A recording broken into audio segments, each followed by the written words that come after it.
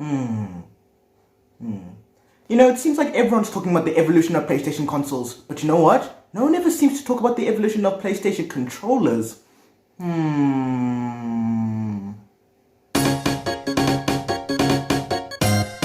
my gosh, guys, the PS1 controller. I mean, look at this thing. I mean, 2 sticks, triggers on the back. This is easily, without a doubt, the perfect video game controller.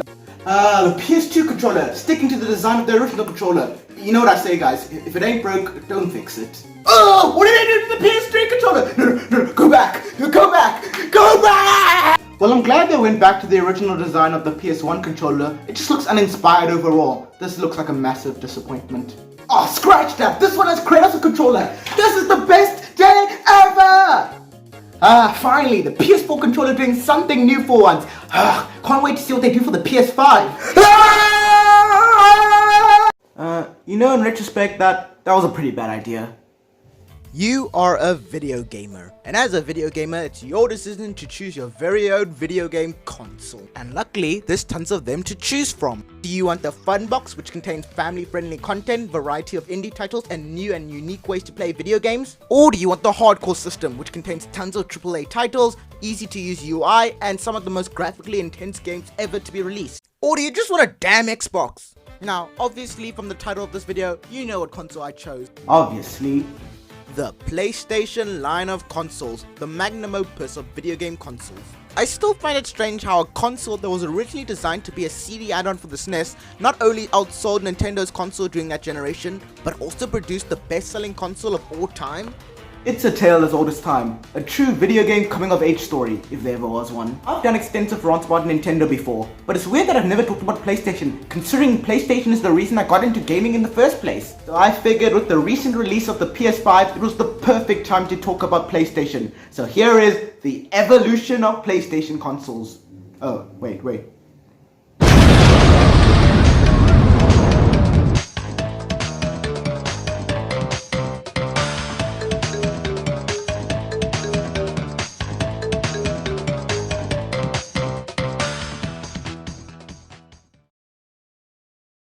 Now, the story of the first PlayStation takes us back to a unique time in gaming history.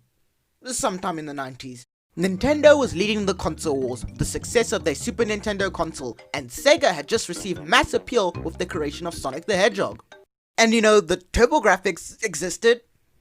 Even though Nintendo stayed up on top for a while, Sega did try many ways to one-up them. There was the Game Gear, Sega's own version of the Game Boy. It flopped. There was the 32X, Sega's new 32-bit console that was supposed to improve on the graphics of the Sega Genesis. It flopped. But the one thing they made that didn't flop was the Sega CD. The Sega CD wasn't a huge success in the grand scheme of things, but it started to make Nintendo think. Nintendo knew that discs were becoming the future of gaming, and they knew that they needed a CD add-on to compete with Sega.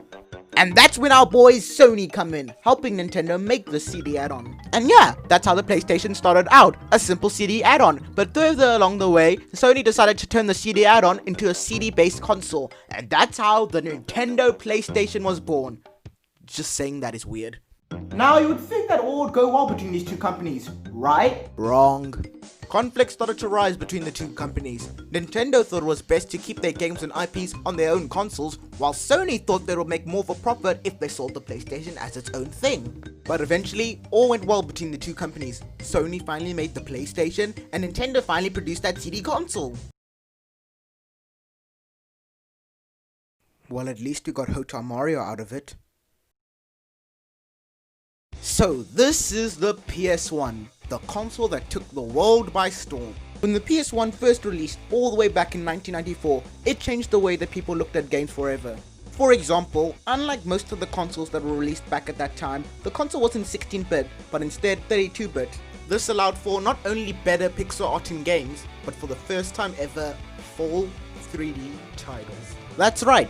Games are no longer just 2D side-scrolling platformers or top-down adventure games anymore, but with 3D, it offered new gameplay experiences that have never been seen before. 3D offered us new types of genres like first-person shooters with games such as Doom, or 3D fighting games with games such as Tekken. Along with that, it also reimagined genres from before. Platformers, which were once just games revolving around you getting from point A to point B, could now be open world collective ones revolving around characters, obstacles, challenges, and collecting.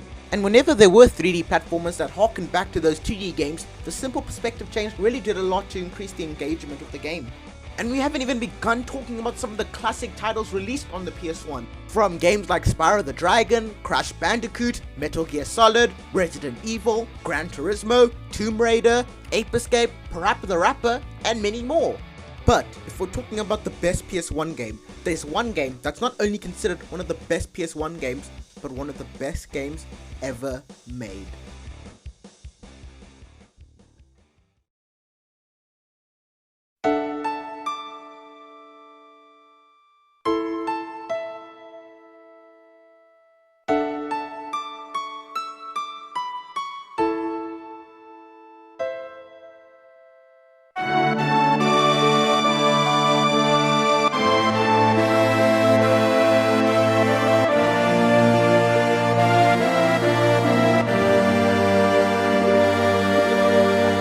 Final Fantasy VII is considered one of the best and most influential games out there, and guess who hasn't played it?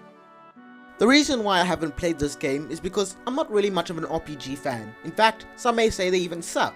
But I cannot deny the greatness that is Final Fantasy VII. Its characters, worlds, setting, gameplay, all of it was influential. Without Final Fantasy VII, RPGs may have not been a popular thing outside of Japan.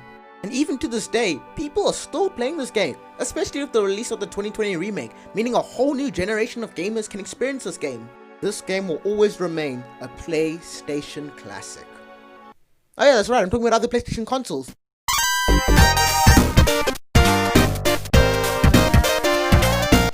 In the year 2000, we were gifted with the release of the PlayStation 2, a console that's not only known for being the second installment in the PlayStation lineup of consoles, but it's also known for being the best-selling console of all time. The PS2 dominated the 6th generation of consoles, but to be fair, its only real competition was an Xbox and a lunchbox, so let's be fair, we all knew who was going to win this console war. And that's not discouraging the PS2 in any way. I do think that the console is an improvement over the PS1. And easily, the most obvious improvement from the PS1 are the graphics. My gosh, the graphics on this console still hold up well to this day. There's a reason why Capcom keeps on porting Resident Evil 4 without changing up the graphics. It's because it still looks good to this day. Cartoony games that once had stiff animations and jagged designs now had fluid animation and vibrant colors. And the more realistic stuff was way more detailed than before. Now obviously games like GTA 5 look way better than San Andreas, but back in the PS1 era, no one could ever imagine graphics looking like this. And besides the graphics, the amount of games on the PS2 was astounding. The PS2 was basically the everyman's console. It offered so many games for so many players out there. If you're a fan of more mature titles, then the PS2's got you covered with tons of mature games, especially ones which are sequels to PS1 games. A prime example of this would be Metal Gear Solid 3. It took what made the first two games great and went wild with it. People praise this game for its graphics, story, and gameplay, so much so that many people consider this the best entry in the Metal Gear Solid series. And if you're looking for something more original, there's always God of War, the hack and slash game that took the world by storm. And come on, anything on a PS3 controller has to be good.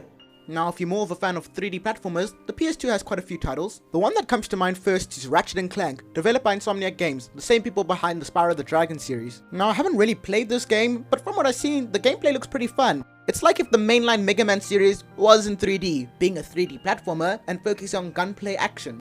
Another title, similar to Ratchet & Clank, is Jak and Daxter, developed this time by Naughty Dog. Again, haven't played the game yet, but from what I've seen, game looks pretty alright. And finally, I guess you can play some pretty decent RPGs on the console. I think Kingdom Hearts is alright, Persona 3 looks cool I guess. And I think that everything coupled together with the fact that not only can you play a PS1 disc on the PS2, but the fact that you can play DVDs as well, made the PS2 a certified win. At the end of the day, the PS2 not only became the best selling console of all time, but also the best console ever made. And that meant that the PS3 had a lot of shoes to fill. Now I would think with the PS3 being my childhood console, I'd have a lot of good things to say about it.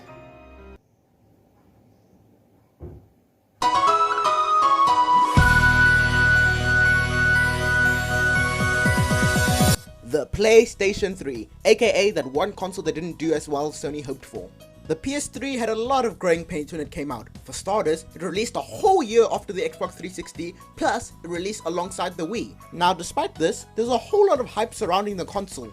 For one thing, it could play all games from previous PlayStation generations, and two, it could play the newly released Blu-ray disc, which was pretty huge during 2006. Plus, Sony was really hyping up this new processing chip that was in the PlayStation 3, which would allow for better performance in games and better graphics overall.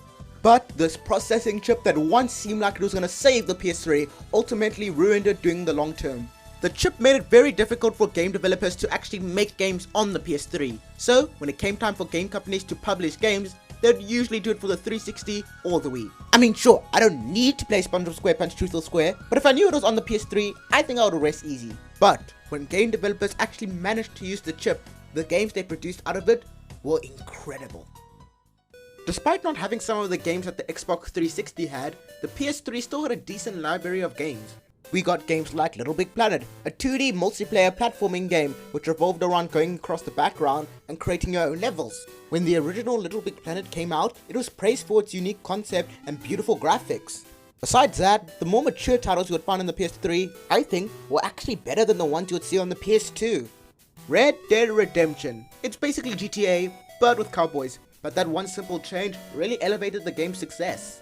I mean, you could explore the open world while riding your horse, you could steal goods from other people, you could shoot down other cowboy gangs. It was exhilarating. Besides the more realistic stuff, the PS3 also offered us decent family multiplayer titles. PlayStation All-Stars Battle Royale. Now this isn't really a highly regarded game, but I do think the core gameplay in and of itself is pretty decent. Probably because the core gameplay is just Smash Brothers, but still, core gameplay is pretty good. But probably one of the most beloved titles on the PS3 is The Last of Us. The Last of Us is a post-apocalyptic action game developed by Naughty Dog, and ever since its release, it's received massive critical acclaim for its story, voice acting, and graphics. The PS3 was really a magical console, and it's a shame that not a lot of people got to play on it. While it did eventually outsell the Xbox 360, it didn't sell over 100 million units like the previous consoles, and thus it wasn't considered as successful as the two. Despite this, I still treasure the PS3 very much so, and I consider it one of my favorite consoles of all time.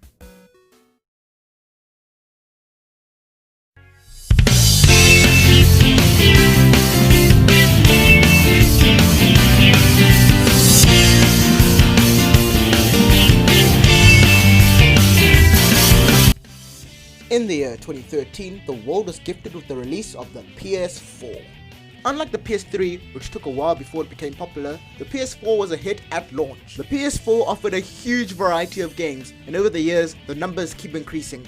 Now, I'll admit that when the PS4 first launched, it didn't have the greatest variety of games, but over the years, the number of games have increased, and we've gotten some amazing titles on the console, like God of War, Uncharted 4, Spider-Man PS4, Ratchet & Clank PS4, and many more. The PS4 era also marks the era in which video game remakes were everywhere. Instead of companies pumping out new original titles that took full advantage of their consoles, they instead remade games from over 20 years ago. Along with that, the PS4 also offered us great sequels and reboots to games from before.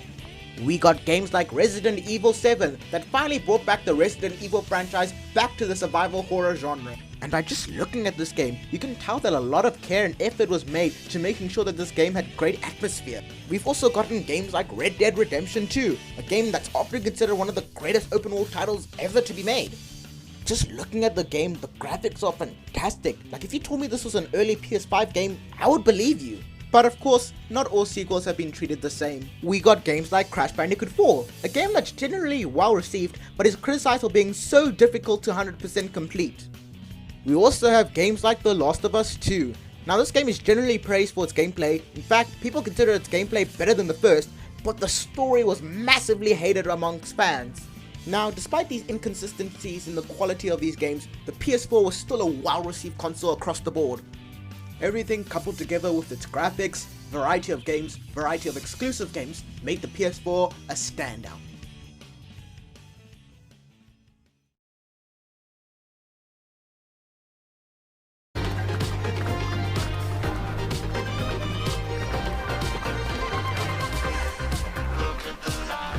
Now, as of the release of this video, the PS5 has only been out for a month, but despite this, I do have a few nitpicks. Obviously, I'm talking about the controller. Now, I do like the features in the controller, being the haptic feedback and adaptive triggers, but the overall design of the controller is a miss. For starters, I wish there was a black variant of the controller, since black has been the standard color of PlayStation controllers since the PS2. Also, I really hate this new design for the controller. Now, I did state before that I didn't mind the new design of the PS4 controller, but to be honest, I was really hoping that the PS5 would have gone back to the design of the original DualShock 1 to 3. But at least the design of the console is decent, even though it looks like a robotic taco. But at least the launch titles on this console look cool. Spider-Man Miles Morales looks cool, Demon Souls looks cool, and everything else just looks cool. But really, that's it. Again, the PS5 has only been out for a month, so there's not really that much to say about it. But still, I have really high hopes for the console, and I think it's going to succeed in the long term.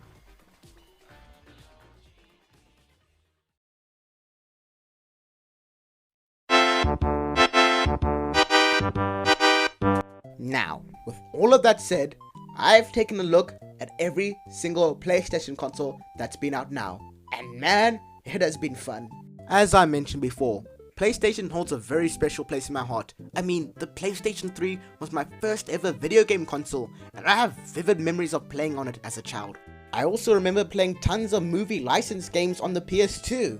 And of course, I spent a good amount of time playing PS1 and PS4 games. And now with the release of the PS5, a whole new generation gets to play on the PlayStation, and I can't wait to see how that turns out.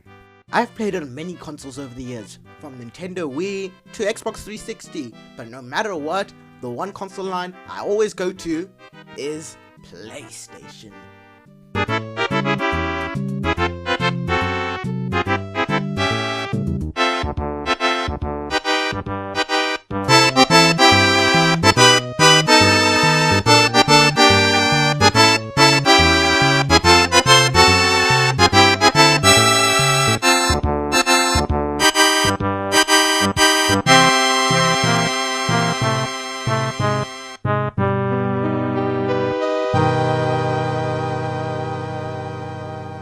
Well, that was the evolution of PlayStation consoles. And you know what? After talking about PlayStation so much, I'm feeling like playing some games. And you all know what console I'm about to play on. Yes, come on. Yes! Oh, were you all expecting something else? Come on! It's Nintendo!